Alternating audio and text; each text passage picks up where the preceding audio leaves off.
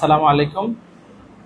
অনেকের চোখের পাতা ঘন ঘন ফুলে যায়, প্রায় মাসে 2-3 বার বা 3-4 মাস পর পর চোখের পাতা ফুলে যায়। আজকে চোখের পাতা কেন ফুলে এবং এর সমাধান এ সম্পর্কে আলোচনা করব। চোখের পাতা ফুলে যাওয়াকে মেডিকেল ভাষায় আমরা বলে থাকি স্টাই বা হর্ডিওলাম, এবং লোকাল ভাষায় অনেকে এটাকে অঞ্জনি বা আঞ্জলি অথবা অ্যান্না নামে পরিচিত। বেসিক্যালি চোখের পাতা কি কারণে ফুলে যায়? এটি একটি ব্যাকটেরিয়াল ইনফ্লামেশন বা ইনফেকশন।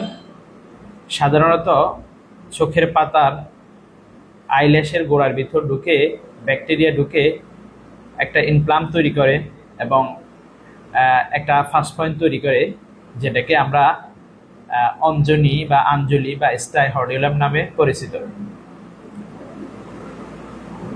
কি কারণে এই চোখের পাতা ফুলে যায়?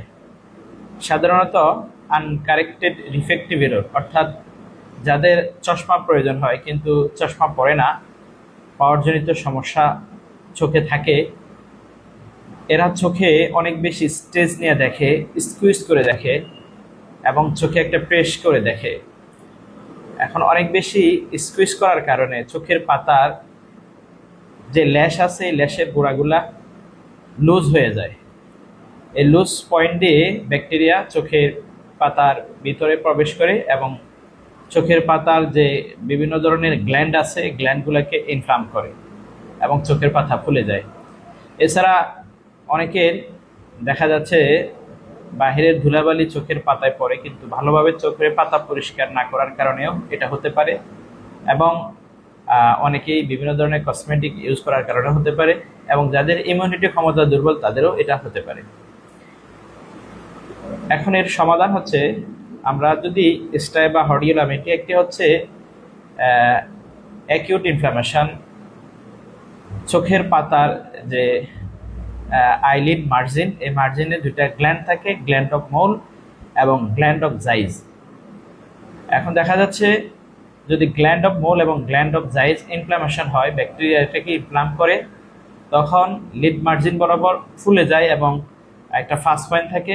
আমরা সাধারণত এই ফাস্ট পয়েন্টের আইল্যাশটা উঠে ফেলি, পরে দেখা যাচ্ছে ওখানে একটা ছিদ্র তৈরি হয়, প্রেস করে ময়লাগুলো বের করে দিই, এতে করে অনেকটা কমে যায়। এবং আমরা সাধারণত এই সমস্যার জন্য কুসুম গরম চেক দিতে বলি দিনে 3 থেকে 4 বার 5 মিনিট করে, এবং অরালি একটি অ্যান্টিবায়োটিক ট্যাবলেট খেতে বলি, এবং চোখে একটা অ্যান্টিবায়োটিক ড্রপ এবং অ্যান্টিবায়োটিক অয়েনমেন্ট ব্যবহার করতে বলি।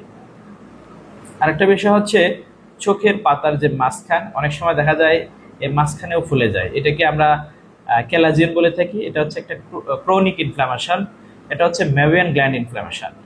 বেসিক্যালি এটা আসলে কন্টিনিউয়াসলি থাকে, এটা এই ফুলাটা অনেক সময় যায় না এবং থেকে থাকে, তখন এটা আমরা একটা সার্জিক্যাল ব্যবস্থা নিতে হয়।